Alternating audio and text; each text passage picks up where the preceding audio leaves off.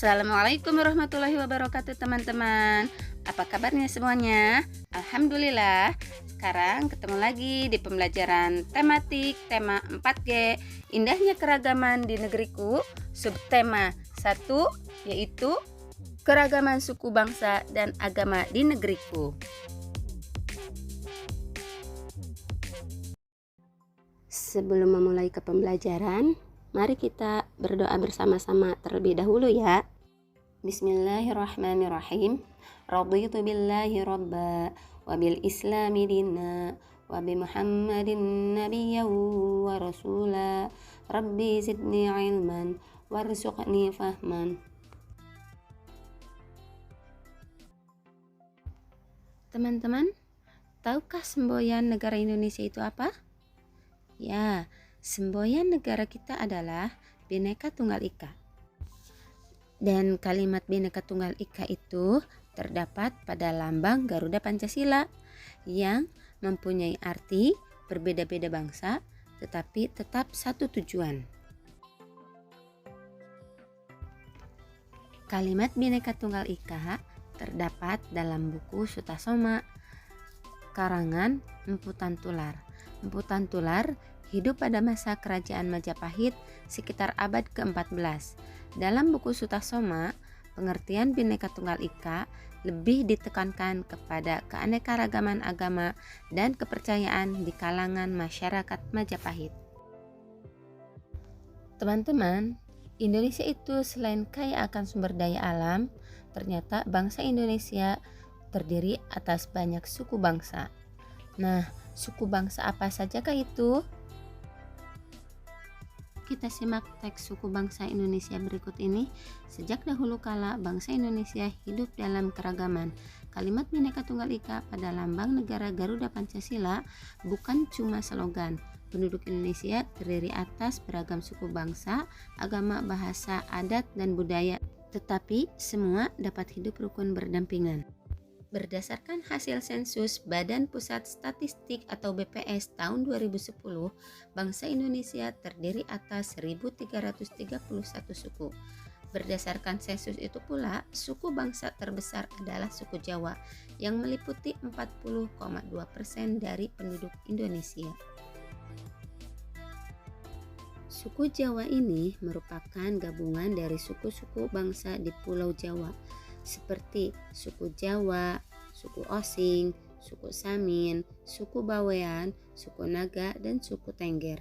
Suku yang paling sedikit jumlahnya adalah suku Nias dengan jumlah 1.041.925 jiwa atau hanya 0,44% dari jumlah penduduk Indonesia. Namun, suku-suku Papua yang terdiri atas 466 suku jumlahnya hanya 2.693.630 jiwa atau 1,2% dari jumlah penduduk Indonesia. Sedangkan etnis Tionghoa jumlahnya 2.832.510 jiwa atau 1,14% penduduk Indonesia. Salah satu contoh dari beberapa suku yang ada di Indonesia yaitu ada suku Dani dari Papua, suku Tengger, dan suku Nias. Teman-teman, yuk kita tentukan kata sulit apakah yang terdapat pada teks yang telah kita amati barusan. Pertama, Bhinneka Tunggal Ika, artinya berbeda-beda bangsa tetapi tetap satu tujuan.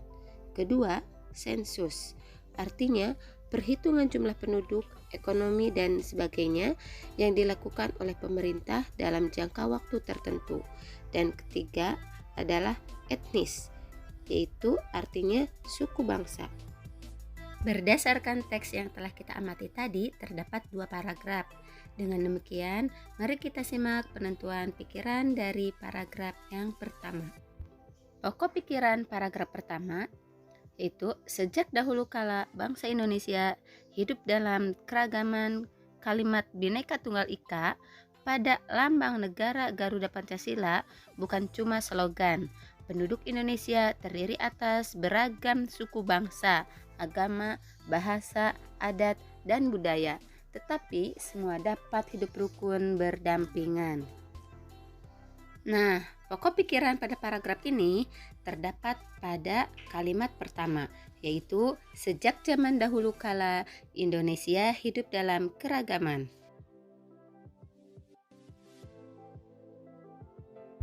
Berikut cara menentukan pokok pikiran pada suatu paragraf. Pertama, membaca seluruh kalimat dalam paragraf. Kedua, menandai kalimat awal, kalimat akhir, atau kalimat awal dan kalimat akhir paragraf.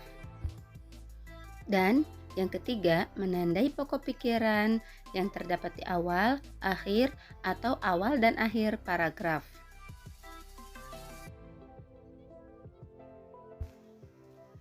Indonesia terdapat ribuan suku bangsa.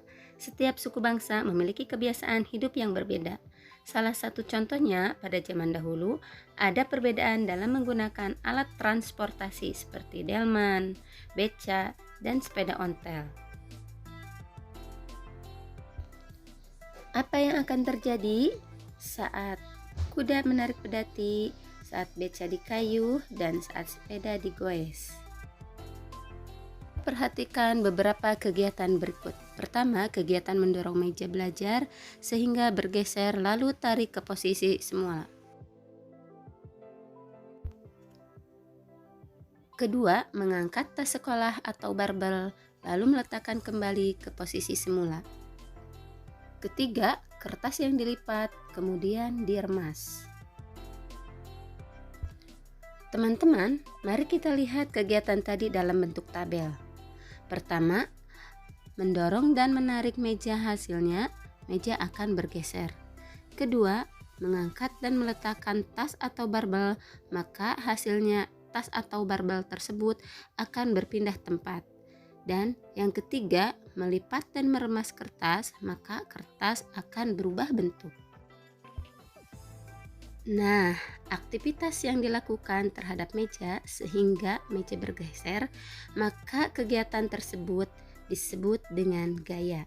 Lalu, tas yang diangkat dan diletakkan sehingga berpindah tempat disebut juga dengan gaya. Selanjutnya, aktivitas meremas kertas sehingga bentuknya berubah, hal tersebut disebut juga dengan gaya. Jadi, gaya adalah dorongan atau tarikan yang dapat menyebabkan benda bergerak atau berubah bentuk. Nah, teman-teman, sekarang kita telah mengetahui pengertian gaya. Sekarang mari kita perhatikan gambar berikut. Apabila ada orang mendorong mobil, maka mobil tersebut akan bergerak. Hal yang menyebabkan demikian karena gaya dapat mempengaruhi benda diam menjadi benda bergerak, seperti mobil pada gambar, sehingga gaya dorong atau otot membuat mobil bergerak. Selanjutnya, gambar lampu menyala. Yang menyebabkan lampu menyala karena ada aliran listrik melalui sambungan kabel menuju bola lampu tersebut. Kemudian, magnet dapat menarik jarum. Hal demikian disebabkan karena jarum terbuat dari besi, sedangkan medan magnet dapat menarik benda yang terbuat dari besi. Selain itu, gambar buah jatuh dari pohonnya. Hal ini disebabkan karena di saat buah sudah matang, maka buah akan jatuh karena ada gaya tarik gravitasi bumi. Lalu, yang menyebabkan kursi mudah dipindahkan karena adanya gaya gesek antara roda dan lantai yang disebabkan gaya dorong atau otot membuat kursi mudah dipindahkan. Itulah teman-teman pembuktian dari beberapa macam gaya. Ada gaya otot, gaya listrik, gaya magnet, gaya gravitasi, dan gaya gesek. Alhamdulillah ya teman-teman, sekarang kita telah mengetahui salah satu jenis gaya, yaitu gaya otot. Salah satu contoh penggunaan gaya otot ada pada pembuatan gerabah. Dan ternyata seni membuat gerabah di Indonesia sudah tersebar luas. Berdasarkan Kamus Besar Bahasa Indonesia atau KBBI, gerabah yaitu alat-alat dapur untuk memasak dan sebagainya yang dibuat dari tanah liat yang kemudian dibakar, misalnya kendi, belanga, Nah, memang awalnya pembuatan gerabah untuk memenuhi kebutuhan alat-alat dapur. Namun, dalam perkembangannya seni kerajinan gerabah meluas dan menghasilkan beraneka ragam macam benda lainnya. Alhamdulillah, materi pembelajaran tematik kali ini dicukupkan sekian. Mari teman-teman kita tutup dengan membaca hamdalah dan doa kifaratul majlis. Alhamdulillahirrabbilalamin. Subhanakallahumma wa bihamdika. Asyhadu an la ilaha illa anta. Astaghfiruka wa atubu ilaih. Wassalamualaikum warahmatullahi wabarakatuh.